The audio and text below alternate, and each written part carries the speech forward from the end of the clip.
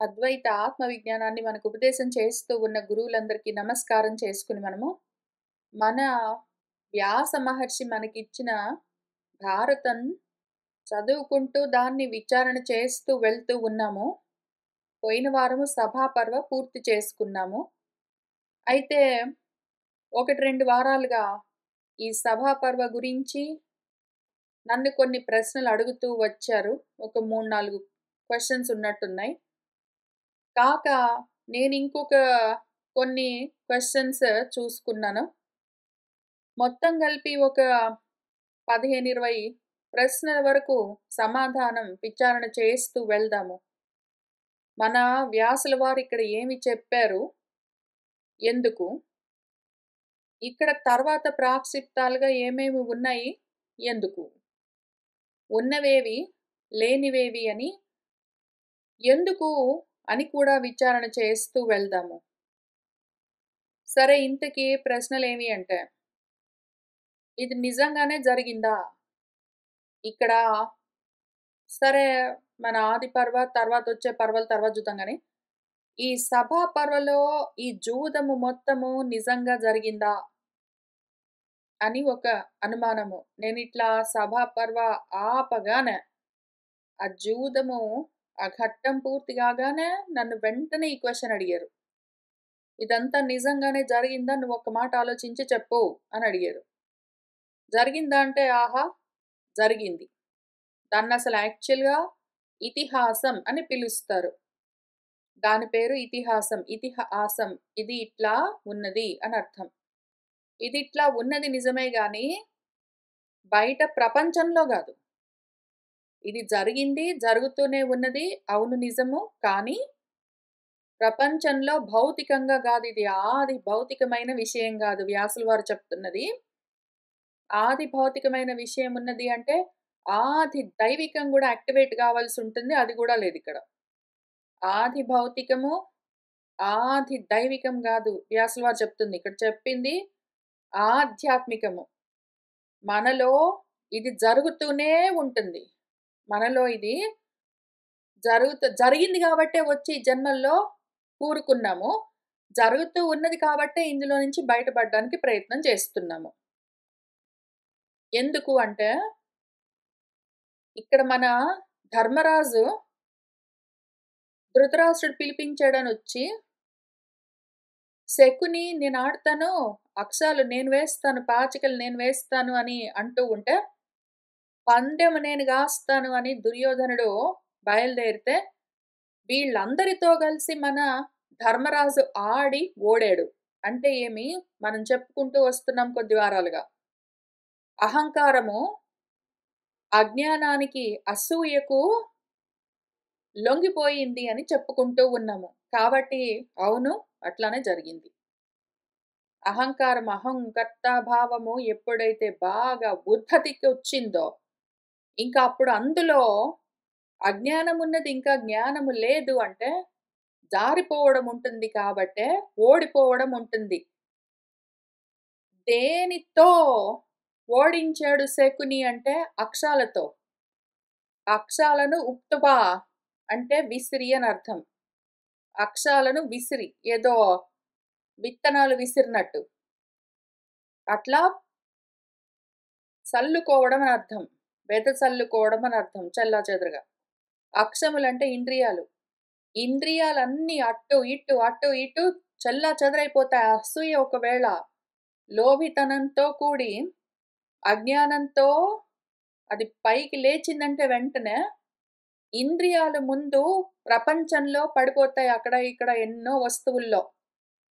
అనంతమైన నామాలుగా, రూపాలుగా ఉన్న విషయాల్లో అక్షరాలను అంటే మన ఇంద్రియాల్ని మనము పోగొట్టుకున్నామంటే దాని వెంటబడి జ్ఞానమంతా నశించిపోతుంది.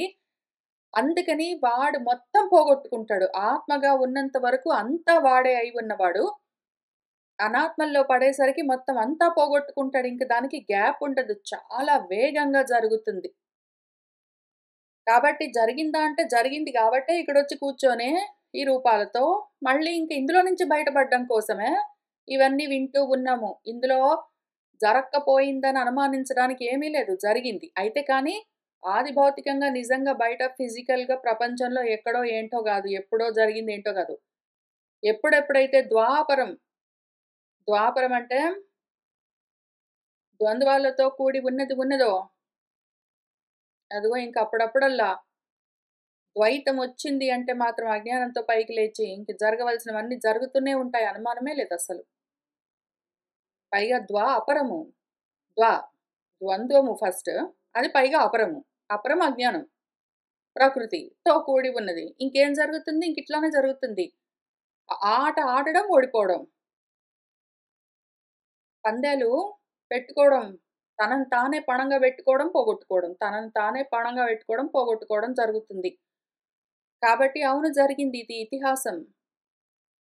తర్వాత వెంటనే నన్నడిగిన ఇంకో ప్రశ్నేమి, సరే అయితే అయింది గానీ, ఎందుకు యుధిష్ఠిరుడసలు పాచికలు వేసినట్టే లేదే? ఎంతసేపు శకుని పాచికలు పట్టుకుంటాడు, వేస్తాడు, ఓడిపోయావంటాడు. పాచికలు పట్టుకుంటాడు, వేస్తాడు, ఓడిపోయాడు. వేస్తాడని గూడా ఇక్కడ లేదు. అసలు యాక్చువల్‌గా మన శకుని పాచికలు పట్టుకున్నాడు. అక్షతత్వవిత్ జిత్తమన్నాడు. పాచికలు పట్టుకున్నాడు, జిత్తమన్నాడు. యుధిష్ఠిరుడు ఓడిపోయాడు. ఇంకింతే విషయం ప్రతిసారి. ఎందుకు? ఎంతగా ఆ అజ్ఞానము ఆ ఇంద్రియాల్ని గ్రసిస్తూ ఉన్నదో, హస్తగతం వశం చేసుకుంటూ ఉన్నదో, అంతగా వాడు అహంకారంతో నేను అన్న భావనతో ఉన్నవాడెవడున్నాడో అహంభావంతో, వాడు జారిపోతూనే ఉంటాడు. ఇంక ఓడిపోతూనే ఉంటాడు. ఇంక ఓడిపోతూనే ఉంటాడు. ఇంక దానికి అంతు లేకుండా ఉంటుంది. వీడికి ఆడడానికి ఇంకేముండదక్కడ.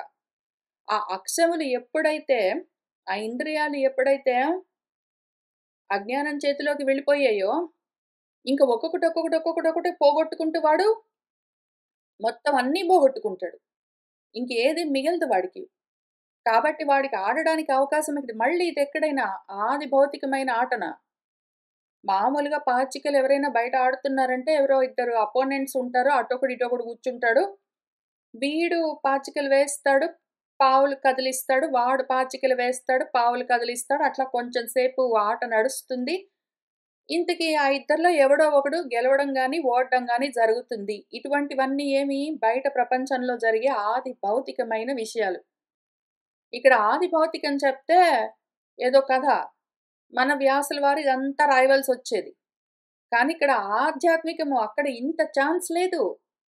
ఎప్పుడైతే అజ్ఞానం బాగా పైకొచ్చున్నదో, దానికి అసూయ తోడైందో, ఇంకా లోభితనంతో ఉంటే అహంకారాన్ని అణగదీస్తూ ఉంటుందక్కడ.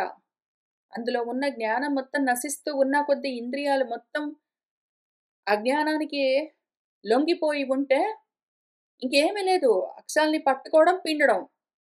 వెంటనే వీడు ఓడడం. మళ్ళీ నెక్స్ట్ పట్టుకోవడం, పిండడం. వీడు ఓడడం. మళ్ళీ పట్టుకోవడం, పిండడం, ఓడడం. ఇంకింతే ఉంటుంది. ఇంద్రియాల్ని పట్టుకోవడం, చల్లడం ప్రపంచంలోకి.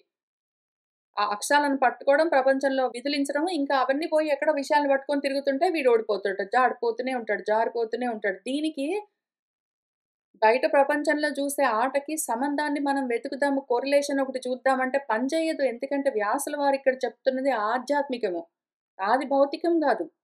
ఆ విధంగా దీన్ని చూస్తే అక్కడ చెప్తున్నది అర్థం గాక నష్టపోతాము. ఇంకేదో ఉన్నది అనుకోని లేనివన్నీ పట్టుకొని నష్టపోతాము. అన్యథాగ్రహణం చేసి, ఆగ్రహణం చేసి 2 విధాలుగా మనము ఉన్న విషయాన్ని పోగొట్టుకుంటాము. కాబట్టి ఆది భౌతికంగా దీన్ని అర్థం చేసుకోవడానికి ట్రై చేయరాదు. ఆధ్యాత్మికమైన విషయము.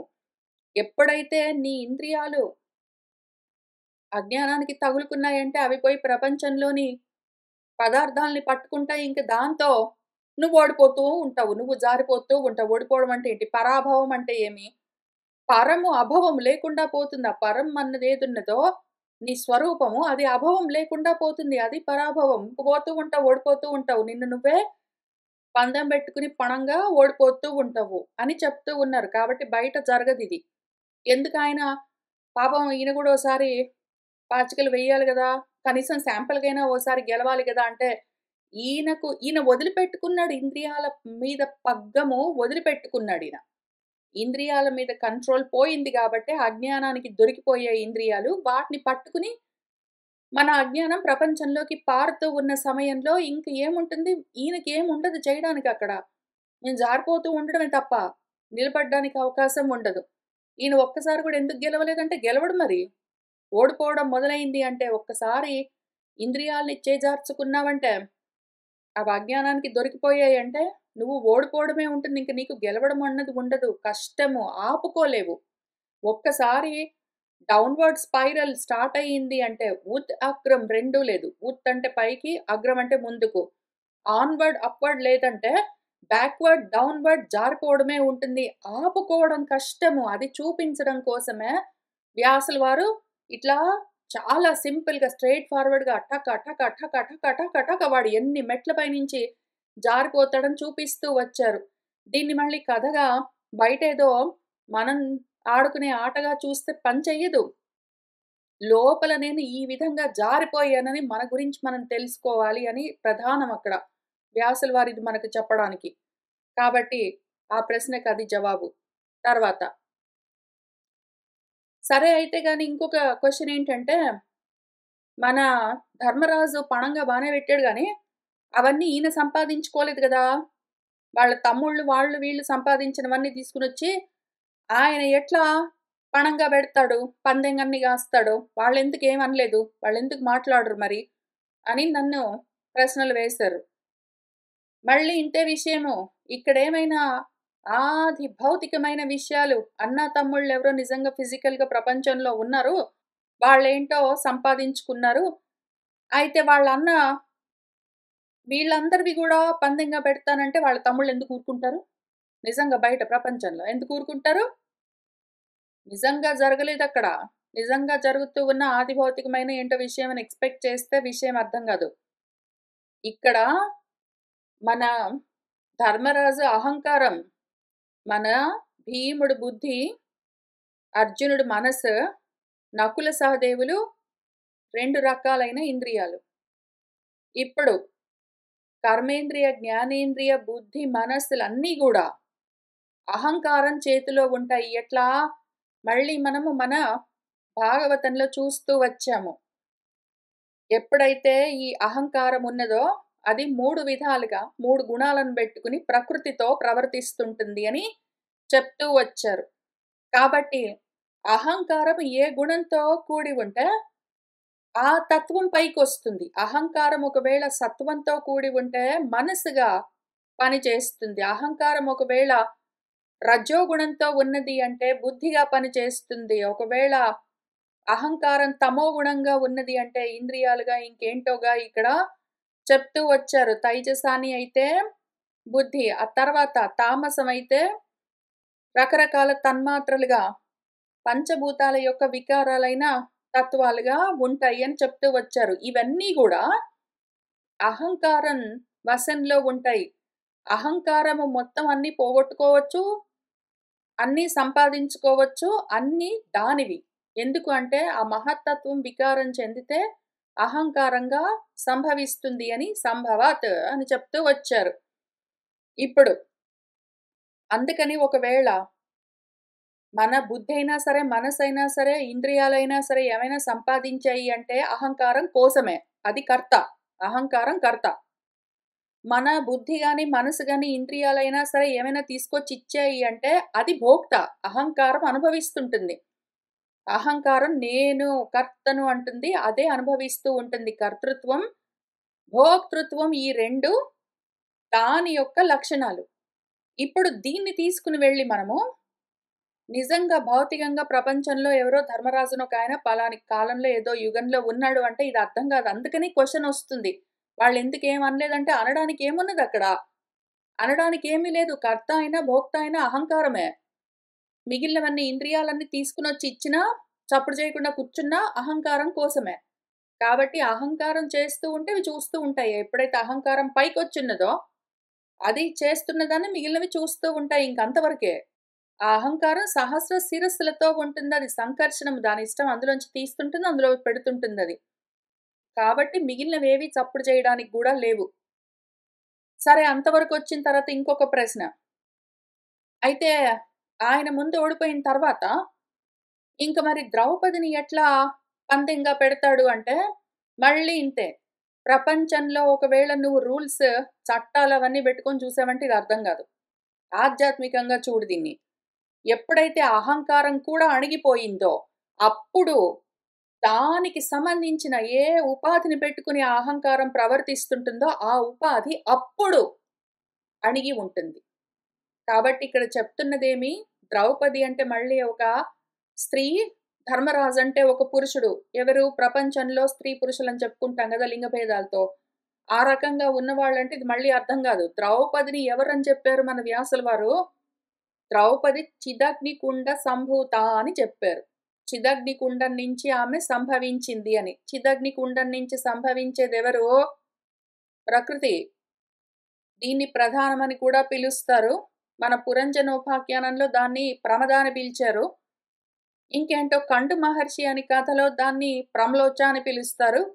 ఏదైనా సరే, ఏ ప్రకృతి ఉన్నదో అది ఆ చిత్ నుంచే వస్తుంది. ఆ చిత్ నుంచే వస్తుంది. వచ్చి ఏం చేస్తుంది? అదిగో రాగాలన్నా, క్రోధాలన్నా, పాశాలు, అంకుశాలన్నీ బెట్టుకుని మనసుతో, తన్మాత్రలతో, వాటితో, బుద్ధితో, వాటితో పనిచేస్తూ ఉంటుంది. కాబట్టి ఏం జరిగింది? ఎంతవరకైతే మన అహంకారము బయలుదేరి ప్రవర్తిస్తూ ఉన్నదో, అంతవరకు ఆ ఉపాధి కూడా పని చేస్తూ ఉంటుంది. అహంకారంతో, మనసుతో, బుద్ధితో, ఇంద్రియాలతో అది కూడి ఉంటుంది. అది ఉపాధి. అది ఉపాధి. నిజంగా ఎవరో స్త్రీ, ఒక స్త్రీ ప్రపంచంలో ఒక అమ్మాయి, ఒక యువతి అని చెప్పుకోవడానికి వీల్లేదు. ఇక్కడ చెప్తూ ఉన్నది ఉపాధి. అదెప్పుడు ముందు నశించదు. ఉపాధి ముందెట్లా నశిస్తుంది? అహంకారం ఎప్పుడైతే అణిగిపోయిందో, అప్పుడు ఉపాధి గూడా పనిచేయడం ఆపేస్తుంది. కాబట్టి అప్పుడు అది ఓడిపోతుంది. ఎప్పుడైతే అహంకారం ఓడిపోయిందో, ఇంక వెంటనే దాంతో పాటు ఉపాధి గూడా కర్మలు లేకుండా ఆపేసి ఓడిపోయి కూర్చుంటుంది. కాబట్టి అహంకారం తర్వాతే ఉంటుంది ఎప్పుడైనా ఉపాధి ఆగిపోవడం. ఉపాధి ముందెట్లా ఆగుతుంది? వీడు అహంకర్త భావంతో ఉన్నంత వరకు ఉపాధి పని చేస్తూనే ఉండాలి మరి. వాడు అహంకర్త భావంతో ఉన్నాక కూడా ఉపాధి లేకుండా పోవడం అన్నది ఉండదు. వాడు అహంకర్త భావంతో ఉన్నంత వరకు ఉపాధి ఉంటూనే ఉంటుంది. కావాలంటే మనసు, బుద్ధి, మిగిలిన ఇంద్రియాలు పని చేయకపోతే పోయాయి. ఉపాధి అహంకారంతో కూడి ఉంటుంది. అహంకారం కూడా అణిగిపోతే అప్పుడు ఉపాధి అణిగిపోతుంది. కాబట్టే దాని లైన పట్లనే ఉంటుంది. దాని లైన పట్ల ఉంటుంది. ఎట్లా ఉంటుంది? పైగా ఇక్కడేం చెప్పారు? మన వ్యాసుల వారు ముందు బుద్ధి నశించిందని చెప్పారు. ముందు మొత్తం ప్రపంచమంతా పోగొట్టుకున్నాక, సంపాదించుకున్నవి మమ, మమ, మమ అన్నవన్నీ పోగొట్టుకున్నాక, అహం దగ్గరకొచ్చేసరికి బుద్ధిని పోగొట్టుకుంటే, ఫస్ట్ స్టెప్ బుద్ధి నశించింది అంటే, ఆ తర్వాత ఏమవుతుంది? మనసు కూడా నశిస్తుంది. ఆ తర్వాత ఇంద్రియాలు గూడా పనిచేయవు. ఆ తర్వాత ఇంకా వాడిలో ఆ ఉపాధి గూడా పని చేయకుండా క్వైట్‌గా ఉంటుంది. ఆ విషయం గురించి చెప్తున్నారిక్కడ. ఒక భార్య, 5గురు భర్తలు, అక్కడేంటో నిజంగా ఆడుతున్న ఆటలు ఇవన్నీ చూసుకుంటే మనకి కథ అర్థం గాకనే రకరకాలుగా దాన్ని సమర్థించుకోవాలని ట్రై చేసి రకరకాల కథలన్నీ యాడ్ చేయవలసొచ్చింది మరి. ఎందుకంటే దీన్ని తత్వాన్ని తత్వంగా పట్టుకుంటే తెలుస్తుంది. తత్వాన్ని పక్కన పెట్టి భౌతికంగా చూద్దామంటే ఇక్కడ చెప్పినవేవి పనిచేయవు గాబట్టి రకరకాల డిస్కషన్స్ అన్నీ చేయవలసొస్తుంది దాని గురించి. పైగా ఇంకొక అందమేమి అంటే, ఈ ఉపాధి ఏదున్నదో ఆ చిదగ్ని కుండం నుంచి వచ్చింది. ఆ చిదగ్ని కుండం నుంచి వచ్చింది ఎక్కడి నుంచొచ్చింది మళ్ళీ ఇక్కడేం చెప్పారు?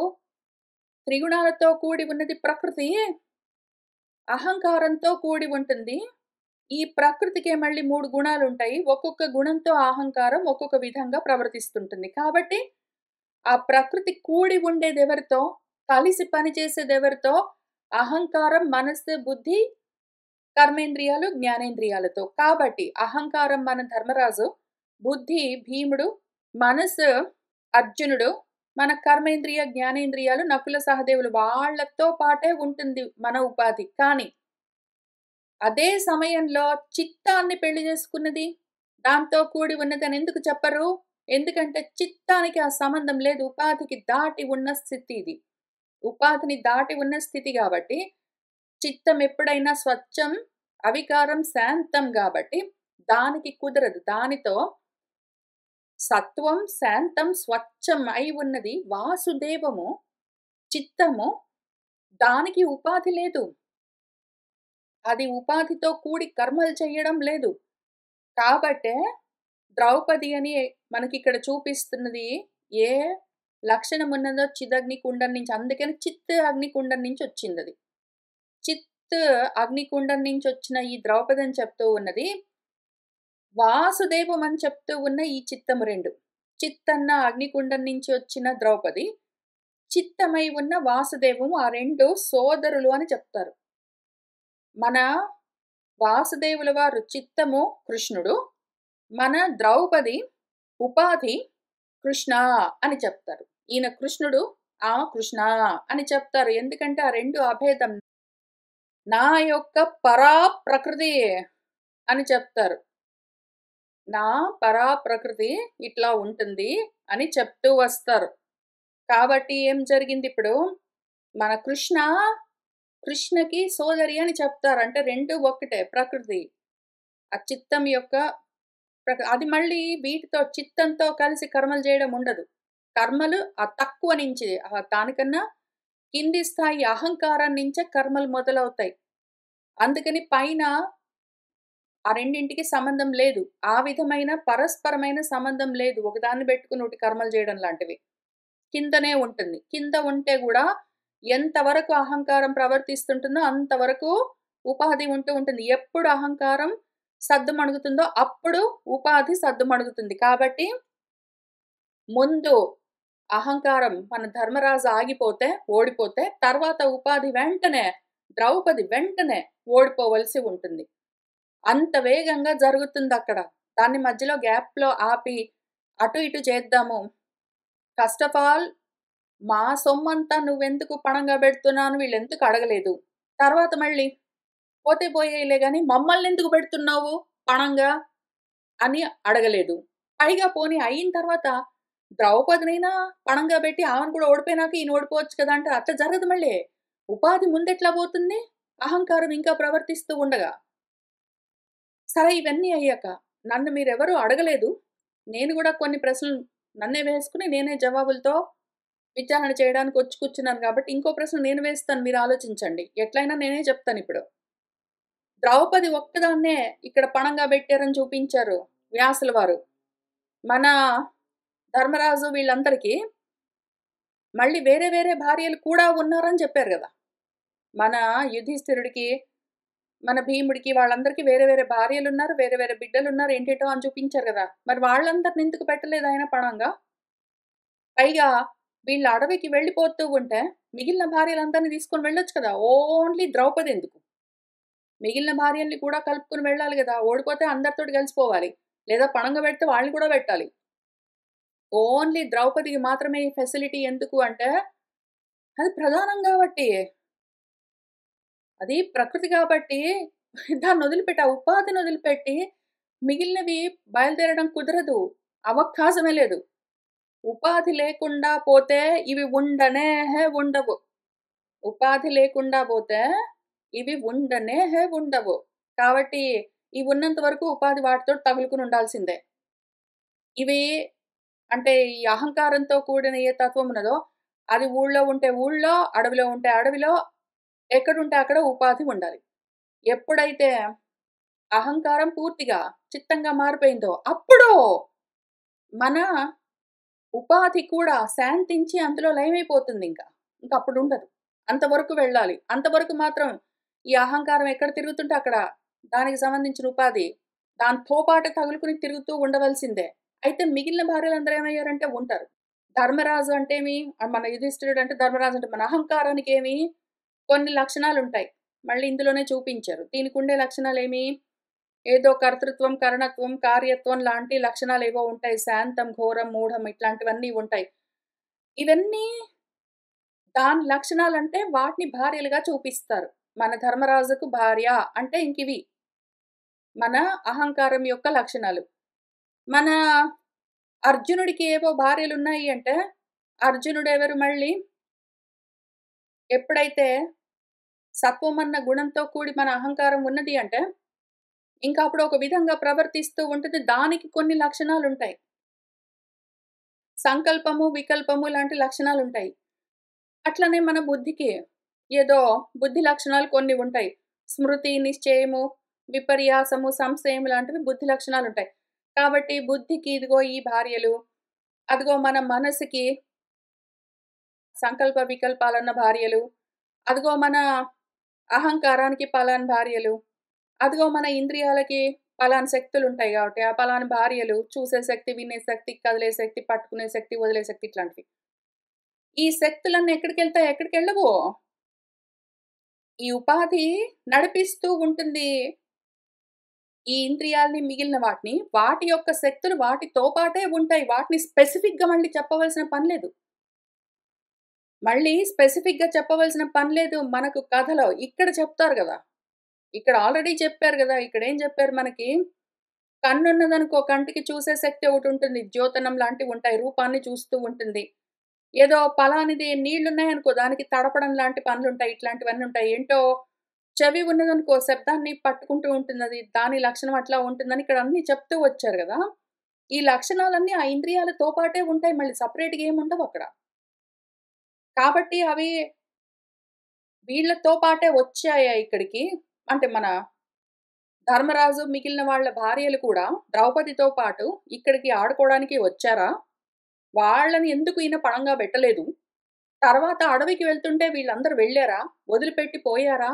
అని ఎవరైనా ఒకళ్ళు ఆలోచించి ఉంటే, అందరికీ ఈ ప్రశ్నలు రావు. ఎందుకు అంటే ఇక్కడ ఉన్నంత వరకే ఆలోచన చేస్తారు. భారతంలో మన వ్యాసుల వారు ధర్మరాజు వరకు ఓడిపోయి తర్వాత ద్రౌపదిని ఓడిపోయాడు. అక్కడికి ఆపేశారు. మళ్ళీ రెండోసారి ఆడుకుంటారు. మళ్ళీ అన్నీ ఓడిపోతారు. మొత్తం వీళ్ళు, వాళ్ళు 5గురు, ఈమె 6గురు బయలుదేరారు అంటే, మరి మిగిలిన భార్యలు ఏమయ్యారు అని ఎవరికైనా అనుమానం వచ్చుంటే. చాలా మందికి రాదు. ఇక్కడ ఎంతుందో అంతవరకే ఆలోచించి ఊరుకుంటారు. కానీ వాళ్ళేమయ్యారంటే, "ఏం గారు ఇది ఇంద్రియాలతోటి వీటితోటి అవి ఆ శక్తులు అట్లనే ఉంటాయి. అది ఎట్లా పోతాయి లేకుండా?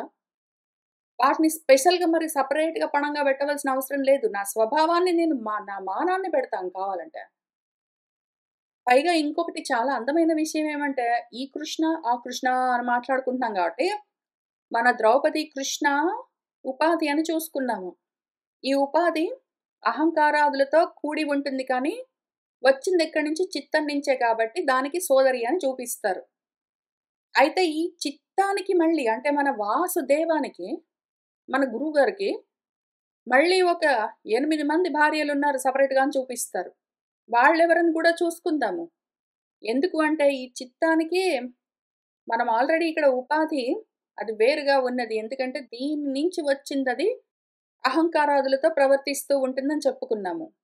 ఈ చిత్తము భరించేది భర్తగా ఉండి వేటిని భరిస్తుంది, వేటిని ధరించి ఉన్నది అంటే దాని గురించి చాలా అందమైన విషయం మళ్ళీ భగవద్గీతలో ఉన్నది. జ్ఞాన విజ్ఞాన యోగంలో 7వ అధ్యాయంలో భగవంతుడే చెప్తూ, "నీకు విజ్ఞానంతో సహా కలిపి జ్ఞానం చెప్తాను పట్టు.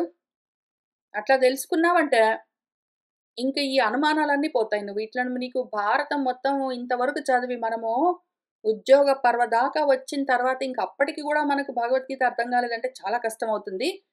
ఎందుకంటే ముందు నుంచే ఇదంతా ఎక్స్‌ప్లెయిన్ చేస్తూ వచ్చారాయన కథగా వ్యాసుల వారు. అందుకని మనము ముందు భగవద్గీత చూసుకున్నాం గాబట్టి ఇవన్నీ అట్లా డికోడ్ చేసుకోగలుగుతూ ఉన్నాము. ఆయన ఏం చెప్పారు? చాలా సింపుల్‌గా భూమిః, ఆపః, అనలః, వాయుః, ఖం. మనః, బుద్ధిః, అహంకారః అని నా ప్రకృతి అష్టవిధాలుగా భిన్నమై ఉంటుంది అని చెప్పారు. నా ప్రకృతి 8 విధాలుగా ఉంటుంది. ఒకటి భూమి, ఒకటి నీరు, ఒకటి నిప్పు, ఒకటి గాలి, ఒకటి ఆకాశం. ఈ పంచభూతాలు ప్లస్ ఒక మనసు 6, బుద్ధి 7, అహంకారం 8. ఈ 8 ఎక్కడి నుంచొచ్చాయి? మళ్ళీ చిత్తం నుంచే వచ్చాయి. మనం కన్‌ఫ్యూజ్ గారాదు. ఇవన్నీ గూడా చిత్తం నుంచే వచ్చాయి. ఇక్కడి నుంచొచ్చాయి. ఎందుకు అంటే, ఇక్కడ భూమి, నీరు, నిప్పు, గాలి, ఆకాశం 5 పంచభూతాలొచ్చేసాయి. సరే. మనసు, బుద్ధి, అహంకారం అయిపోయాక చిత్తం ఉండాలి నాలుగోది. దాన్ని రాయలేదిక్కడ మన వ్యాసుల వారు. మనసు, బుద్ధి, అహంకారం అన్నారు. అంతఃకరణం చతుష్టయం అని పిలుస్తారు. అంతఃకరణం చతుష్టయం 4 పార్ట్స్‌గా ఉండాలి. 4 పార్ట్స్ చెప్పలేదు. 3 చెప్పారిక్కడ. బుద్ధి, మనసు, అహంకారం చెప్పి ఊరుకున్నారు. ఎందుకు? ఆ నాలుగోది చిత్తమే చెప్తున్నది ఈ విషయం గురించి. నా ప్రకృతి 8 విధాలు అని చెప్తున్నది చిత్తమే చెప్తున్నది గాబట్టి, నేను అని ఎందుకు చెప్తుంది మధ్యలో అందులో? నా ప్రకృతి ఇన్ని విధాలుగా ఉంటుంది అని చెప్తుంది. కాబట్టి ఈ 8 మందిని మళ్ళీ సెపరేట్‌గా అష్టభార్యలు కృష్ణుడికి, వాసుదేవుడికి అని చెప్తారు. వాసుదేవుడికి అష్టభార్యలంటే ఏమి? మే ప్రకృతి అష్టధా భిన్నా అని చెప్పింది. అక్కడ చెప్పిన అష్టభార్యలు ఆ వాసుదేవుని యొక్క 8 భార్యలు ఎవరు అంటే 8 విధాలుగా ఉన్న ప్రకృతి. అయితే ఇక్కడ చెప్తున్న ప్రకృతి ఏదున్నదో ఆ అష్టభార్యల్లో ఉన్న ప్రకృతి ఏదున్నదో అది పంచభూతాలతో సహా కలిపి ఉన్నది అంటే బ్రహ్మాండమంతా సర్వత్రా ఉన్నదది. సార్వత్రికమైన ప్రకృతి అది. ఇక్కడ మన అహంకారం ధర్మరాజన్ చెప్తున్నది సార్వత్రికమైన అహంకారం గాదు. లిమిటెడ్ పరిచ్ఛిన్నమైన ఒక వ్యక్తిగా మాత్రమే ఉన్న ప్రకృతి. దీన్ని పిండాండం అనుకోండి, అది బ్రహ్మాండం అనుకోండి. ఆ బ్రహ్మాండమంతా అయి ఉన్న వాసుదేవానికి దాని యొక్క శక్తి ప్రకృతిగా 8 విధాలుగా ఉంటుంది. అక్కడ దాన్ని నా ప్రకృతి అష్టధా అని చెప్తూ ఉన్నప్పుడు పంచ భూతాలు, మనసు, బుద్ధి, అహంకారం ఇవన్నీ విరాట్ పురుషుడిగా. చిత్తం అదే అయి ఉన్నది మరి. కాబట్టి దాన్ని ఇక్కడ ఈ లిస్ట్‌లో ఎందుకు యాడ్ చేసుకుంటుంది? దాని గురించే. దాని యొక్క ప్రకృతి ఇన్ని విధాలుగా ఉంటుంది అని చెప్తూ ఉన్న సమయంలో. అయితే ఇక్కడికొచ్చేసరికి మన భాగవతంలో ఇక్కడ, మన భారతంలో ఇక్కడ వచ్చేసరికి ఏమైందంటే, అది ఇంకా పరిచ్ఛిన్నమై దేహం పర్యంతమే ఉండి, అంత మాత్రంగానే ఉన్న చిన్న మనసు, చిన్న బుద్ధి, చిన్న కరచరణాదులు, చిన్న అహంకారం అల్పమైపోయిందది. ఇంకా పరిచ్ఛిన్నమై కించిత్ జ్ఞమైపోయిందది. కించిత్ బుద్ధి, కించిత్ మనసు, కించిత్ అహంకారము, కించిత్ ఇంద్రియాలు, కించిత్ తత్వాలుగా అయిపోయింది. అదసలు పాపము. మొత్తం అంతా అయి ఉన్నప్పుడు సర్వజ్ఞం అది. కించిత్ జ్ఞం గాదు. ఇక్కడ నేను, నా ప్రకృతి అష్ట విధాలుగా భిన్నమై ఉన్నది అని చెప్తున్నప్పుడు ఏం చెప్పారు? ఇది సర్వజ్ఞమై ఉన్న ప్రకృతి. సర్వజ్ఞమై ఉన్న తత్వం యొక్క ప్రకృతి 8 విధాలుగా ఉంటుంది. బ్రహ్మాండమంతా వ్యాపించుంటుంది. ఇక్కడ చెప్తూ ఉన్నప్పుడు కించిత్ జ్ఞమై ఉన్నది. కొంచెం కొంచెంగా ఉంటుంది. ఇక్కడ గూడా అదే మళ్ళీ. వేరేది గాదు మళ్ళీ. మళ్ళీ వేరేదంటే ఇంకేంటో అనుకోకూడదు. అదే మళ్ళీ కొంచెమై ఉన్నదిక్కడ. మళ్ళీ అదే బ్రహ్మాండమై ఉన్నదక్కడ. దాన్నే చూపిస్తూ వచ్చారు మన వ్యాసుల వారు. కాబట్టి దాన్ని మనం ఈ రకంగా చూస్తూ వెళ్ళామంటే, ఎవరిని ముందు పణంగా బెట్టాడు, ఎవరిని వెనక బెట్టాడు, ఏ ఆర్డర్‌లో బెట్టాడు, ఎందుకు అవన్నీ మాట్లాడలేదు అని ఇన్ని ప్రశ్నలు మనకి వెంటనే పైకొస్తున్న కొద్దీ వాటికి జవాబులు తెలుస్తూనే ఉంటాయి. తత్వాన్ని పట్టుకున్నామంటే జవాబు తెలుస్తుంది. తర్వాత ఇంకొక ప్రశ్న నన్నేమడిగారు, అక్కడే కూర్చున్న వాళ్ళు భీష్ముడు వాళ్ళందరూ ఉన్నారు గదా! ఎందుకేమి మాట్లాడలేదంటే, ఎవ్వరు మాట్లాడరు. ఆధ్యాత్మికంగా లోపల జరుగుతూ ఉన్న విషయం ఇది. ఎప్పుడైతే అహంకారం పైకొచ్చున్నది, అయితే అది అజ్ఞానానికి లోబడిపోయింది. అటువంటి సమయంలో ఇంకేవి మాట్లాడవు. మిగిలిన తత్వాలన్నీ కూర్చుంటాయి చప్పుడు చేయకుండా. వాటికి చేయడానికి ఏమీ లేదక్కడ. అహంకారము దానిష్టము. అహంకర్త భావంతో ఎందుకంటే అది సహస్ర శిరస్సులతో ఉంటుంది. అనంతంగా వ్యాపించి ఉన్నదేదున్నదో మన అహంకారము, అది మనోబుద్ధీంద్రియ వ్యాపారాలన్నింటినీ తన వశంలో బెట్టుకొని దాని ఇష్టమొచ్చినట్టు అది చేసుకుంటుంది. ఆ జ్ఞానానికి వశమై ఉన్నది ఇక్కడ పైగా. కాబట్టి మిగిలినవన్నీ ఏమి అనడానికి లేదు. నా శరీరంలో ఉన్న మిగిలిన తత్వాలన్నీ ఏమంటాయి? ఎందుకంటాయి? ఎట్లా అంటాయి? అనడానికి ఏముండదు. చూస్తూ ఉంటాయంతే. వీడు ఆ జీవభావంతో జారి జారిపోతూ ఉంటే, ప్రపంచంలోకి వెళ్ళిపోతూ ఉంటే, పూర్తిగా అన్నీ పోగొట్టుకుంటూ ఉంటే, అవి ఊరికనే చూస్తూ ఉంటాయి అంతవరకే. కాబట్టి ఎవ్వరు ఏమనడానికి అక్కడేం లేదు పాపం. సరే. నన్నింకొక ప్రశ్న వేశారు. ద్రౌపదికి వస్త్రాపహరణం జరిగిందా? లేదా? మళ్ళీ దీని గురించి ఆధ్యాత్మికంగానే చూడవలసి వస్తుంది. చిదగ్ని కుండంలో నుంచి వచ్చింది చిచ్చక్తి. కృష్ణ అయి ఉన్నది. పైగా పాంచాలి. పాంచాల దేశం నుంచి వచ్చింది అని చెప్పారు. పాంచాల దేశం నుంచి వచ్చిందని చెప్తూ మళ్ళీ మనకు భాగవతంలో పురంజనుడి కథ చెప్తూ 4వ స్కందం చివర్లో పాంచాల దేశానికి వీడు వేటకు పోతూ ఉంటాడు అని చెప్పారు. పాంచాల దేశం అంటే ప్రపంచం. ప్రపంచంలో నుంచి వస్తుంది ఎప్పుడైనా సరే ఉపాధి. ప్రపంచంతో కూడి ఉంటుంది. వీడికి ప్రపంచంలోని వస్తువులన్నీ తీసుకొనొచ్చి ఈ పురంజనుడికి వాడి అనుభవాల కోసము సేకరించి వాడికి ఇస్తూ ఉంటుంది. దాని పనది. ఉపాధి పనది. అది ఇంద్రియాలన్నిటిని మళ్ళా చాలా అందంగా మన వ్యాసుల వారు ఇంద్రియాలన్నీ దాని సఖులు అవన్నీ చెప్తూ వచ్చారు. ఒక ప్రాణం ఉంటుంది ప్రజాగరుడు అని ముందు నడుస్తూ ఉంటుంది అని ఏంటేంటో చెప్తూ వచ్చారు. ఆ కథ అర్థం చేసుకోవడం అవసరం. కాబట్టి ఇప్పుడు ఈ విధంగా పాంచాలము అంటే ప్రపంచము. ఆ ప్రపంచం నుంచి వస్తుంది ఉపాధి. ఎందుకు అంటే పుట్టేది అక్కడే మరి. వీడు జన్మ తీసుకున్నాడంటే ప్రపంచంలోనే పుడతాడు. కానీ అక్కడి నుంచి అహంకారం కోసం పనిచేస్తుంటుందది. ఆ విధంగా చెప్తూ ఉన్నదేదున్నదో దాన్ని తీసుకొనొచ్చి ఇక్కడ అదిగో వస్త్రాపహరణం జరిగింది. ఆమెను చాలా అవమానించారు. ఎంతో పరాభవించారు. అదిగో ఆమెను ఇంకేంటో మాటలన్నీ అన్నారు. దాసీదానివన్నారు. ఇంకేంటేంటో, ఏంటేంటో, ఏంటేంటో, ఏంటేంటో చాలా కల్పించుకుంటూ వచ్చారు. చాలా ఏర్చారు, చేర్చారు, కూర్చారు, మార్చారు. ఏంటో చేశారు. అయితే ఇవన్నీ చేస్తే చేశారు గానీ, వస్త్రాపహరణం జరిగిందా లేదా అన్న క్వెషన్‌కైతే జవాబు చాలా సింపుల్ జరిగింది. అయితే వస్త్రాపహరణము లేదా పరాభవము, అవమానము, పరాభవము, అవమానము జరిగింది ఎవరికి అంటే ద్రౌపదికి గాదు. ద్రౌపది ఈయన ఉపాధి. ఆ అహంకారం యొక్క ఉపాధి. కాబట్టి అవమానము, అవమానం అంటే మానము జారిపోవడము. నేను అన్న దేహాభిమానము జారిపోవడం ఎవరికి? అహంకారానికి జరిగింది. పరాభవము, పరము, అభవము లేకుండా పోవడం ఎవరికి జరిగింది? జడమైన ప్రకృతికి గాదు. జడమైన ప్రకృతికి పరాభవము లేదు, అవమానము లేదు, బహుమానము లేదు. కానీ చైతన్యవంతమైన ఏ అహంకారమున్నదో దానికి తెలుస్తూ ఉంటుందే అవమానమైన, పరాభవమైన. దానికి జరిగింది ఆ పరాభవము. దానికి జరిగింది అవమానము. బహుమానం జరిగింది పాపం. ఇంతకుముందు బహుమానం జరిగింది. అందరూ ఎంతో గొప్పగా గౌరవించారు. మళ్ళీ ఇప్పుడు అవమానం జరిగింది. మళ్ళీ దానికే జరుగుతుంది. దేనికైతే కర్తృత్వం, భోక్తృత్వం ఉన్నాయో దానికే అవమానాలు, దానికే పరాభవాలు జరుగుతూ ఉంటాయి గానీ, జడ ప్రకృతికెందుకు? వాడిలోని స్వభావానికి ఏం జరుగుతుంది? ఆ అవమానము, దేహాభిమానము నశించేది ఎవడికి? అహంకర్త భావంతో ఉన్నవాడికి. అభిమానం నేను అన్నది పోయేది వాడికి పాపం. అవమానం జరిగింది. పరాభవం జరిగింది. కానీ జరిగింది ఆ అహంకారానికి.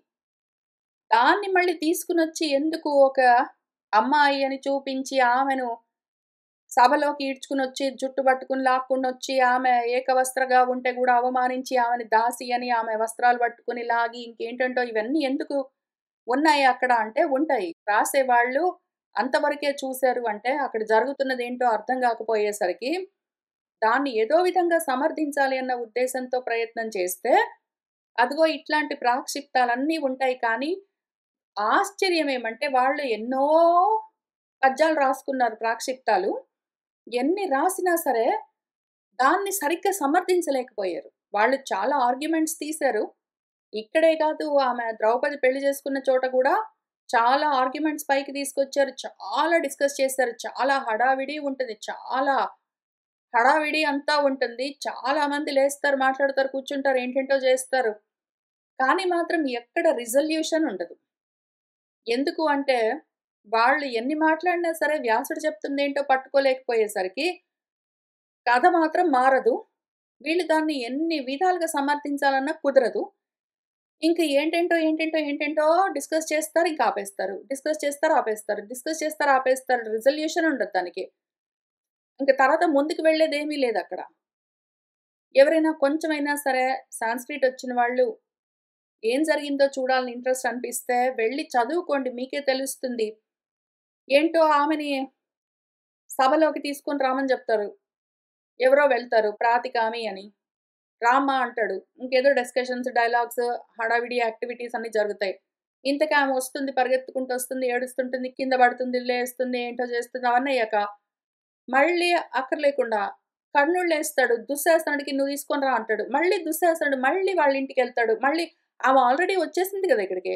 మళ్ళీ వెనక్కెళ్ళి, మళ్ళీ ఆమెను తీసుకొనొచ్చినట్టు మళ్ళీ కొంచెం కల్పించుంటుందక్కడ.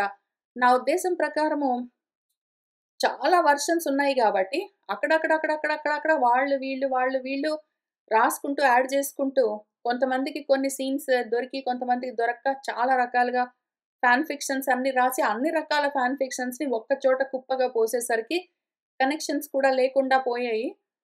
కాబట్టి ఇంతకీ ఎట్లోకట్ల మరిప్పుడు ఏమి దాని ఎండింగ్ ఏమి? ఎండింగ్ ఏమి? ఇప్పుడు ఒకళ్ళు ఏదో ఒక స్టేట్‌మెంట్ రాసారు. ఆమెని ఈడ్చుకొనొచ్చారు. ఇంక తర్వాత నెక్స్ట్ వాళ్ళు మళ్ళీ అంటే ఆమె జుట్టు గూడా లాగారు. ఇంక తర్వాత నెక్స్ట్ వాళ్ళు ఆమె చీర గూడా లాగారు. ఇంక తర్వాత నెక్స్ట్ వాళ్ళు ఆమె చీర ఊడిపోయింది. ఇంక తర్వాత నెక్స్ట్ వాళ్ళు ఆమె ఏడ్చింది. ఇంక ఫైనల్‌గా అల్టిమేట్ మనం ఇంకే విధంగా సమన్వయం చేయలేము. ఇంకే విధంగా దాన్ని జస్టిఫై చేయలేము. దాన్ని సమర్థించలేమంటే అన్నింటికి ఒక్కటే మహాస్త్రం, బ్రహ్మాస్త్రం. అంటే కృష్ణుల వారు చీరలిచ్చారు కాబట్టి ఆమెకి మానం నిలబడ్డది. మానము ఆమెకి పోవడమూ లేదు.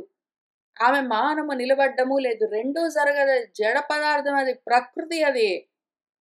మానము పోగొట్టుకున్నది అభిమానము. దేహాది అభిమానము ఉన్నది అనుకుంటూ ఉన్నదేదున్నదో అహంకారమో దానికి పోయింది పాపం. దానికి పోయింది. సరే ఇప్పుడు ఇంత దూరం వచ్చాం గాబట్టి మళ్ళీ ఫాలో అప్ క్వెషన్ ఇంకొక ప్రశ్న అడిగారు నన్ను. మరైతే కృష్ణుడు ఎందుకు లేడక్కడ? ప్రతి దానికి హెల్ప్ చేస్తాడు గదా కృష్ణుడు. ఇంత కష్టమొస్తే వీళ్ళకి ఎందుకు కృష్ణుడు లేడు? ఆ సమయంలో అక్కడ. పైగా ఒకవేళ ద్రౌపదికి హెల్ప్ చేస్తే, అదే కృష్ణుడు ధర్మరాజుకి గూడా హెల్ప్ చేయొచ్చు కదా! చాలా ఇష్టం గదా! పోనీ అంతకన్నా ఎక్కువ అర్జునుడంటే ఇంకా ఇష్టం గదా! ఎందుకాయన ఏమి హెల్ప్ చేయలేదు అంటే, మళ్ళీ దానికి ఏదో రకంగా సమర్థించాలి గదా కూర్చొని. కాబట్టి ప్రాబబ్లీ వీళ్ళు అడగలేదు కాబట్టో ఏమో! ఆమె అడిగింది కాబట్టో ఏమో! ఒకవేళ ఆ సమయంలో ఆయన అక్కడ లేడో ఏమో! లేతే ఒకవేళ ఆయన హెల్ప్ చేస్తానంటే గూడా ధర్మరాజు వద్దన్నాడో ఏమో అని ఈ రకంగా రకరకాలుగా చెప్పుకుంటూ వస్తారు. ఇన్ని చెప్పవలసిన అవసరం లేదు. అక్కడ ముఖ్యంగా కృష్ణుల వారు ఎందుకు లేరు అంటే చిత్తము పైకొచ్చి లేదు. మరుగున పడి ఉన్నది. ఎప్పుడైతే అహంకారం పైకొచ్చుంటుందో అప్పుడది మరుగున పడి ఉంటుంది. చిత్తం అక్కడే ఉంటుంది. లేకుండా పోదు. కానీ కనపడదు బయటపడి. ఎప్పుడైతే అహంకారం పైకొచ్చున్నదో అప్పుడు ఎప్పుడైతే అహంకారం పక్కన ఉన్నదో, ఎప్పుడైతే అహంకారం పక్కన ఉన్నదో, కావాలంటే ఈ చిత్తము బుద్ధితో, మనసుతో కలిసి పనిచేస్తుంది. కానీ, ఎప్పుడైతే అహంకారమే ప్రధానంగా పైకొచ్చున్నదో, అప్పుడింకా చిత్తము తెలియకుండా ఉంటుంది. చాలా సింపుల్ విషయం. దానికి ఇంక మనం ఎంతో ప్రయత్నంతో కారణమంతా వెతకవలసిన అవసరం లేదు. అక్కడే ఉన్నది కారణము. అహంకారం పైకొచ్చున్నది అది అజ్ఞానంతో కూడి ఉన్నది. అహంకారం పైకొచ్చున్నది అజ్ఞానంతో కూడి ఉన్నది. ఇంకేమవుతుంది? చిత్తము తెలియకుండా ఉంటుంది మరి. ఎప్పుడైతే మనసు బుద్ధితో కూడి ఉన్నదో, జ్ఞానంతో కూడి ఉన్నదో, అహంకారం నేను అని ముందుకొచ్చి ఉండకుండా వెనక నిలబడి ఉన్నదో, అటువంటి సమయంలో ఎప్పుడైతే మనస్సు పైకొచ్చున్నదో, బుద్ధి పైకొచ్చున్నదో, అర్జునుడు, భీముడు కలిసి ఉన్నారు అంటే, అర్జునుడు మనస్సు సత్వగుణము. ఒకవేళ ఆ సమయంలో భీముడు ఉన్నా పర్వాలేదు రజోగుణం. కానీ కనీసం అది బుద్ధి, జ్ఞానము. కాబట్టి ఎప్పుడైతే సత్వగుణం, జ్ఞానం కలిసున్నాయో అప్పుడు చిత్తం పైకొచ్చుంటుంది. కానీ ఎప్పుడైతే సత్వగుణం అర్జునము తగ్గి ఉన్నది, బుద్ధి, జ్ఞానము తగ్గి ఉన్నది, అహంకారం పైకొచ్చున్నది. ఇంక ఇన్ని కాంబినేషన్స్ ఉన్నప్పుడు అక్కడ చిత్తం ఎట్లా తెలుస్తుంది? తెలీదు. అక్కడ మన ధర్మరాజు విషయంలో ఇక్కడ వ్యాసుల వారు రాసిన కథలోనే గాదు, మన జీవితంలో గూడా మనకు తెలుస్తుంది గదా! ఎప్పుడైతే మన మనస్సు స్వచ్ఛమై సత్వగుణంతో లేదో, మన అంతఃకరణము స్వచ్ఛమై సత్వగుణంతో లేదో, ఎప్పుడైతే బుద్ధి రజోగుణంతో ప్రవర్తిస్తూ ఉన్నదో, జ్ఞానం తగ్గిపోయి లుప్తమై ఉన్నదో, అహంకారం పైకొచ్చున్నదో, ఆ విధంగా ఉన్న ప్రతి వాళ్ళలో చిత్తము తెలియకుండా ఉన్నది గదా! మనం ప్రత్యక్షంగా లోకంలో మన విషయంలో గూడా మనం చూసుకుంటూనే ఉన్నాం గదా! దానికి వేరే కారణం ఏమీ లేదు. ఈ కాంబినేషన్ ఉన్నది అంటే సత్వం లేదు, జ్ఞానం లేదు, అహంకారం పైకొచ్చుంది.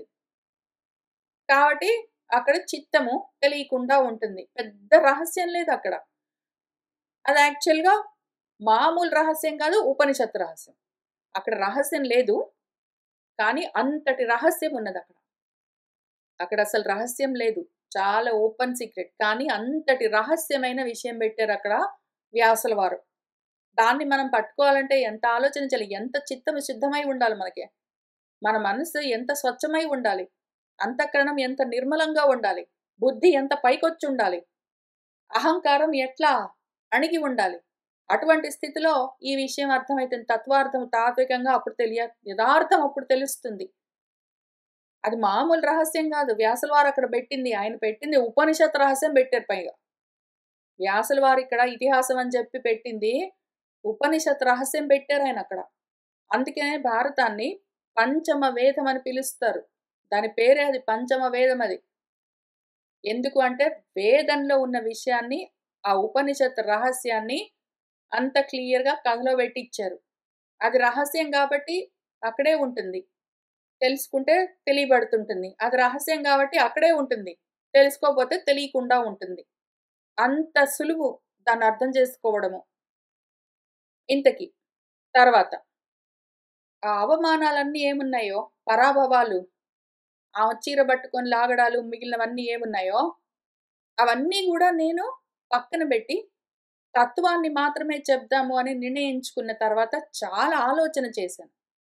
చాలా ఆలోచన చేశాను. కొన్ని వారాలు ఆలోచన చేశాను. ఎందుకు అంటే ఇక్కడ జరుగుతున్నదేమి అని అర్థం చేసుకోవాలి. పైగా దాన్ని అట్లానే జెప్పాలి. ప్రాక్సిప్తాలన్నీ గూడా నేను నిజంగా చెప్పుకుంటూ వెళ్ళిపోయానంటే, మొత్తం విషయమంతా కలగా పులగంగా ఉంటుంది. బురదలాగా ఉంటుంది గాబట్టి, అందులో నుంచి నేను బయటపడలేను. ఈ తత్వాన్ని చూపించలేను. కాబట్టి దాన్ని వదిలిపెట్టి, ఉన్న విషయము చెప్తూ వెళ్దామని నిర్ణయించుకున్నాక ఎంతో ఆలోచన చేసి, నా కూతురుతో కూడా మళ్ళీ విచారణ చేశాను. అది గూడా మొత్తం విన్నది శ్రద్ధగా. విని నన్నేమడిగిందంటే, కొన్ని క్వెషన్స్ అడిగిందది.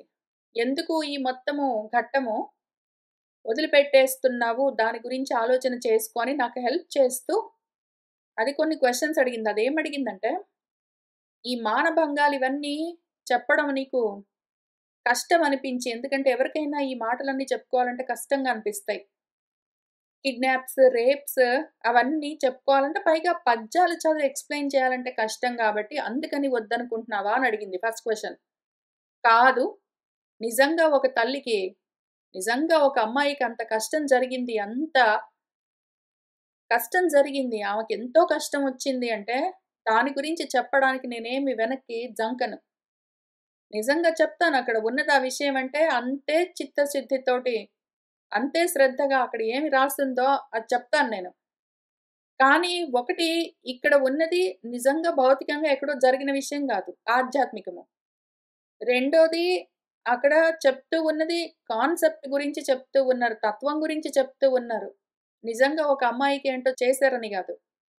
అందుకని అక్కడ ఆధ్యాత్మికంగా చెప్తూ ఉన్న సమయంలో ఆది భౌతికంగా ఎక్స్‌ప్లెయిన్ చేయడము కష్టము. పైగా అక్కడ దీనికి ఆధ్యాత్మికం, ఆది భౌతికం అంటే నా కూతురికి ఇంత లోతుగా తెలియొచ్చు, తెలియకపోవచ్చు. కానీ దానికి అర్థమయ్యేందుకు నేనేం చెప్పానంటే దాని భాషలో, అక్కడ ఆ పద్యాలు గూడా అవకతవకగా ఉన్నాయి. అమ్మా! ముందుకు, వెనక్కి ఉన్నాయి. అస్తవ్యస్తంగా ఉన్నాయి. ఎవరెవరో చాలా మంది కల్పించి రాసినట్టున్నాయి. ఎవరెవరో వేరే వేరే వాళ్ళందరూ రాసినట్టున్నాయి. సీన్‌లు కూడా ఒక్క సీన్ తోటి ఒక సీన్‌కి కనెక్షన్ లేకుండా ఉన్నది. పైగా చాలా పద్యాల్లో గ్రామర్ గూడా సరిగ్గా లేకుండా ఉన్నది. ఇన్ని కారణాలకి ఇవి ప్రాక్షిప్తాలని నేను నిర్ణయించుకున్నాను. నేను ఆ విధంగా వాటిని ఎన్ని సార్లు చదివానో ఈ లాస్ట్ కొన్ని చాప్టర్స్ సభాపర్వలోవి ఎన్ని సార్లు చదివానో 20, 30 సార్లు చదివాను. కొన్ని వారాలు, కొన్ని నెలలు చదివాను. ఎందుకు అంటే ఉన్నది ఏది పోగొట్టుకోకూడదు. అయితే లేనిదంతా ఉన్నది అని ప్రచారం కూడా చెయ్యరాదు. ఉన్నది పోగొట్టుకోరాదు. లేనిది ఉన్నట్టుగా ప్రచారం చెయ్యరాదు. కాబట్టి నేను ఎన్నో సార్లు చదువుకున్నాను. ఆ పద్యాలకి ప్రాబ్లమ్స్ ఉన్నాయని చెప్పా. అయితే సరే దాన్ని పక్కన పెట్టి ఇంకో క్వెషన్ అడుగుతాను. ఇది చాలా పాపులర్ స్టోరీ గదా! అందరికీ తెలిసిది. మహాభారతంలో ఇది చాలా పాపులర్ ఘట్టం. ఘట్టం అంటే సీన్, స్టోరీ. స్టోరీలో ఇది చాలా ముఖ్యం. పివటల్ అని చెప్తారు. నాకసలు ఏమీ తెలీదు. నేను భారతం అవన్నీ చదవలేదు. కానీ అయినా గూడా నాకు గూడా తెలుసమ్మా ఇవి. ఈ విషయం నాకు గూడా తెలుసు. అంతటి పాపులర్ విషయము తీసేస్తూ ఉన్నప్పుడు నువ్వు ఆలోచించుకున్నావా? అని అడిగింది. అవును. చాలా పాపులర్ గాబట్టి లేనివన్నీ ప్రచారం చెయ్యాలా? చాలా పాపులర్ గాబట్టి ఆధ్యాత్మికంగా చెప్తున్న విషయాన్ని ఆదిభౌతికంగా ఉన్న ప్రాక్షిప్తాలు కూడా కలుపుకొని ప్రచారం చెయ్యాలా? ఆధ్యాత్మికంగా మాత్రమే చెప్పాలా? అని ఆలోచన చేసుకుంటున్నాను అని చెప్పాను. సరే నీ ఇష్టం, నువ్వు ఆలోచన చేసుకో, నీకేది మంచిదనిపిస్తే అది చెయ్యి అని చెప్తూనే అది ఒక అమ్మాయికి అవమానం జరిగింది. ఆమెకు ఎంతో అపకారం జరిగింది అంటే దాన్ని మనము దాచిపెట్టేయడానికి ప్రయత్నం చెయ్యరాదు. పాపులర్‌గా ఉన్న విషయం ఎందుకు చెప్పట్లేదు అంటే ఎక్స్‌ప్లెయిన్ చేయగలగాలి. నువ్వు జస్టిఫై చేయగలనని అనుకుంటే అట్లానే చెయ్యి అని. అది గూడా మేము చాలా సేపు దీని గురించి ఎంత సేపు మాట్లాడామో. గంటల తరబడి. అంత, అంత మథనం చేశాను నేను మనసుని. అంత మథనం చేసి ఆలోచన చేసుకొనొచ్చాను. ఎన్ని విధాలుగా, ఎన్ని యాంగిల్స్‌లో చూసినా అది ఆధ్యాత్మికంగానే తెలుస్తూ ఉన్నది నాకు. సరే ఇంతకీ ఇది ప్రధానమైన జూదం గురించి కలిగిన ప్రశ్నలు. తర్వాత అనుజ్యూతం గూడా ఉంది గదా! తర్వాత ఇంకొక చిన్న జూదం గూడా మళ్ళీ జరిగింది. ఇప్పుడు మన ద్రౌపదిని కూడా పణంగా బెట్టి మనవాడు ఓడిపోయిన తర్వాత, మన ధృతరాష్ట్రుడు ఆలోచన చేసుకున్నాడు. సరే ఇంక వెళ్ళు నువ్వు. అన్నీ తీసుకొని వెళ్ళు అన్నాడు. అయితే మళ్ళీ వెంటనే మన దుర్యోధనుడు వాళ్ళు, దుశ్శాసనుడు వాళ్ళు పైకి లేచారు. దుశ్శాసనుడు ముందు పైకి లేచాడు. వెళ్లి దుర్యోధనుడికి జెప్పాడు. దుర్యోధనుడు, శకుని వాళ్ళందరూ కలిసి మళ్ళీ వచ్చి ధృతరాష్ట్రుడితోటి మాట్లాడారని మళ్ళీ కథ ఇంకా కొంచెం మిగిలున్నది గదా! దాన్ని కూడా మనం విచారణ చేద్దాము. ఎందుకు మళ్ళీ ధృతరాష్ట్రుడు ధర్మరాజుకి అవన్నీ తిరిగిచ్చేశాడు? ఎందుకు మళ్ళీ పిలిచాడు? ఎందుకు మళ్ళీ ధర్మరాజొచ్చి ఆడుకున్నాడు? మళ్ళీ ఓడిపోయాడు. ఎందుకు మళ్ళీ జరిగింది? అని ప్రశ్నలకి జవాబు చూద్దాము. ఎందుకిచ్చేశాడు? ఎందుకు ధృతరాష్ట్రుడు అవన్నీ మళ్ళీ తిరిగిచ్చేశాడు? అది ఫస్ట్ క్వెషన్. సెకండ్ క్వెషన్ అంటే అనుజ్యూదానికి సంబంధించి క్వెషన్స్‌లో ఫస్ట్ క్వెషన్ ఎందుకు ధృతరాష్ట్రుడు ఇచ్చేశాడు? 2 ఎందుకు మళ్ళీ పిలిపించాడు? 3 ఎందుకు మళ్ళీ ధర్మరాజొచ్చాడు? 4 అయితే ఇక్కడ జరుగుతున్నదేమి? మొదటి ప్రశ్న ఎందుకు ధృతరాష్ట్రుడు ఇచ్చేశాడు? ఎందుకిచ్చేశాడంటే ధృతరాష్ట్రం ఏమి? అజ్ఞానం. అజ్ఞానం ఏం చేస్తుంది? అజ్ఞానం కర్మలు చేయలేదు. అజ్ఞానానికి ఏమి చేయడానికి ఉండదు. అసూయలు, అజ్ఞానాలు ఇవన్నీ ఏమి కర్మలవన్నీ చేయలేవవి. కర్మ చెయ్యాలి అంటే ఉపాధితో ఉన్న మొత్తం అదంతా ఉండాలి సెటప్. అహంకారం లేదు. అహంకర్త భావంతోటి అహంకారము లేదు. దానికి కావాల్సిన ఉపాధి లేదు. కరచరణాదులు లేవు. ఇంద్రియాలు లేవు. ఏమీ లేవు అంటే అక్కడ కర్మలు జరగవు. అజ్ఞానం దాని పాటికది కర్మలు చేయలేదు. అయితే అజ్ఞానం కర్మలు చేయకుండా కూర్చోదు. అజ్ఞానానికి కర్మలు కావాలి. కానీ దాని పాటికది ఆ కర్మలు చేయలేదు. అందుకోసం ఉపాధితో కూడిన ఆ పురంజనుడు గావాలి. పురంజనుడు ఎవరిప్పుడు? ధర్మరాజు, భీముడు, అర్జునుడు, కర్మేంద్రియ, జ్ఞానేంద్రియాలు ఈ మొత్తం కలిపి పురంజనుడు. అదిగో అందులో ఉన్న ఉపాధి మన ప్రకృతి. ఇది ఉంటే గాని అక్కడ కర్మలు జరగవు మరి. కాబట్టి మొత్తం అన్నీ మన అజ్ఞానం దగ్గరకొచ్చేస్తే అజ్ఞానము వాటిని పెట్టుకుని కర్మలు చేయించలేదు కాబట్టి అందుకని మళ్ళీ తిరిగిచ్చేయవలసొస్తుంది. అందుకని మళ్ళీ తిరిగిచ్చేసింది. మొత్తం అన్నీ ఆగిపోతాయి. ఇంక ఉపాధి కూడా ఆగిపోయిందంటే మొత్తం అన్నీ పోతాయి. అజ్ఞానం నశిస్తుంది. మొత్తం అన్నీ ఆగిపోయాయంటే అహంకారం గూడా అణిగిపోయింది. ఉపాధి కూడా అణిగిపోయింది అంటే ఇంక వెంటనే జరిగేదేమి? అహంకారం నశిస్తుంది. అది ఒప్పుకోదు. అందుకని మళ్ళీ కర్మల్లోకి మన పురంజనుడిని పురమాయిస్తుంది కాబట్టే మళ్ళీ మొత్తం అన్నీ ఇచ్చి పో నువ్వు అవన్నీ చేసుకో అని చెప్తుంది. కానీ మాత్రం మొత్తం కంట్రోల్ లేకుండా వదిలిపెట్టలేదు. దానికది కుదరదు. అందుకని ఇక్కడ లేచిందెవరు? దుశ్శాసనం లేచింది. మొత్తం అన్నీ పోతే వెంటనే దుశ్శాసనము. శాసనము చాలా దుష్టంగా ఉంటుంది అని అర్థం. ఏదైతే ప్రాపంచికమైన శాసనమున్నదో, ప్రపంచంలో కర్మలు చెయ్యాలి అన్న శాసనం ఏదున్నదో అది పైకి లేస్తుంది. అదేం చేస్తుంది అంటే, ఆ పురంజనుణ్ణి ఉపాధితో, ప్రకృతితో కలిసి దాని పాటికది కర్మలు చేసుకోవడానికి ఒప్పుకోదు.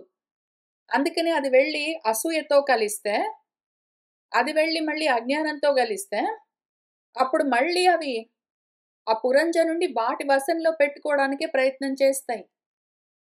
ఇంతకీ ఎంతసేపటికి ఆ పురంజనుడు ప్రమదతో సహా కలిసి, ఆ జీవుడు ప్రకృతితో సహా కలిసి, అజ్ఞానానికి లోబడి కర్మలు చేస్తూ ఉండాలి.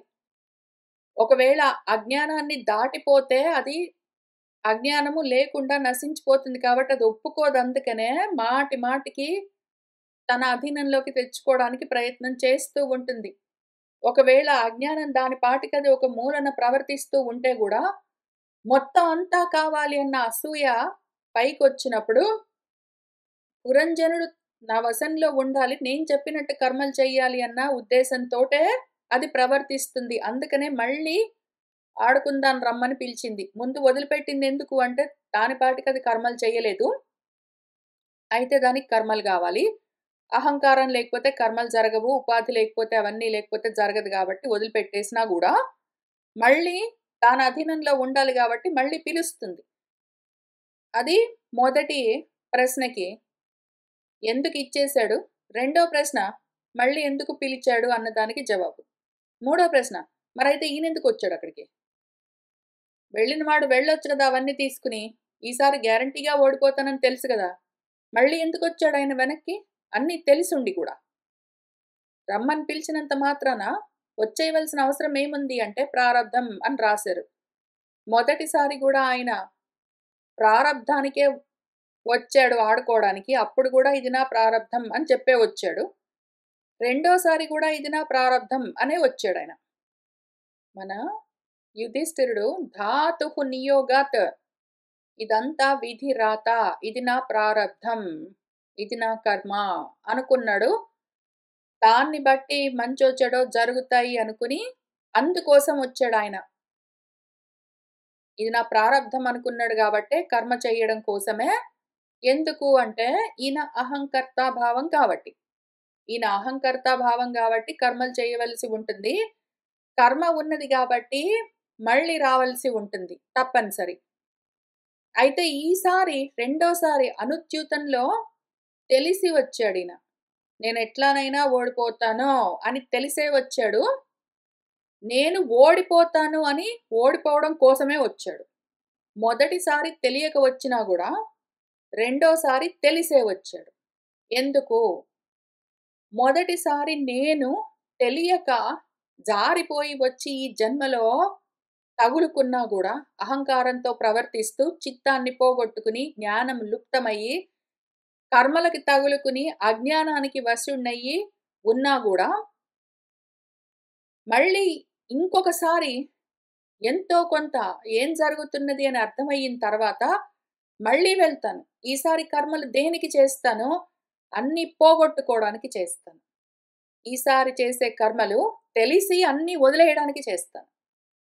మొదటిసారి కర్మ అన్నీ సాధించుకోవడం కోసం రాజసూయం చేసి అన్నీ నా వశం కావాలి, అందరూ నా వశం కావాలి అని అన్నీ సంపాదించుకోవడానికి ప్రయత్నం చేసి ఆ అజ్ఞానంతోటి, అహంకారంతోటి అన్నీ పోగొట్టుకున్నాక, ఇప్పుడు జరిగిందేంటో తెలిసి ఈసారి ఎందుకు మళ్ళీ ప్రయత్నం మొదలు పెడతాను అంటే, అన్నీ వదిలిపెట్టడానికి.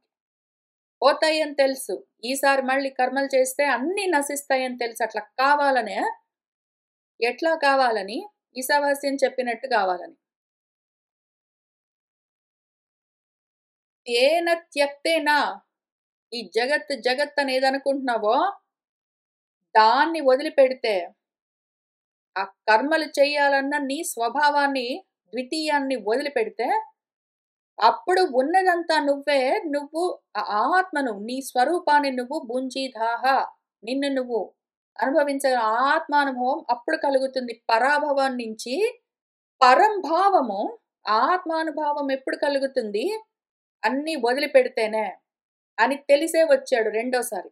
మొదటిసారి తెలియక వచ్చాడు. మొదటిసారి ఎన్నో సంపాదించుకున్నాను, అన్నీ నావే, ఎన్నో కర్మలు చేయగలను, ఏంటైనా చేయగలను అని వచ్చాడు. అన్నీ పోయిన తర్వాత, అజ్ఞానానికి పూర్తిగా వశుడై, వివశుడయిన తర్వాత, ఈసారి మొదటిసారి వీటిని నేనే వదిలిపెట్టేస్తాను అనుకోనే వచ్చాడు. ఇది నా ప్రారబ్ధం, ఇది నా కర్మ అనుకున్నాడు వచ్చాడు. వాటిని వదిలిపెట్టావంటే నీ స్థితి నీకు తెలుస్తుంది. ఎందుకు వృధా నీకు? కస్యస్విద్ ధనం, ఎవరిదనుకుంటున్నావు ఈ ధనమంతా అని చెప్పింది ఇక్కడికి రావాలి.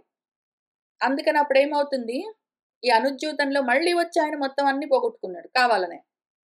ఇంక ఏం చేశాడు, ఇంద్రప్రస్థం నుంచి వానప్రస్థం చేస్తున్నాడు. నెక్స్ట్ మనకిక్కడ సభాపర్వ పూర్తయింది కదా ఇప్పుడు. సభాపర్వ కాగానే వెంటనే ఏం జరిగింది, వానప్రస్థం మొదలైంది.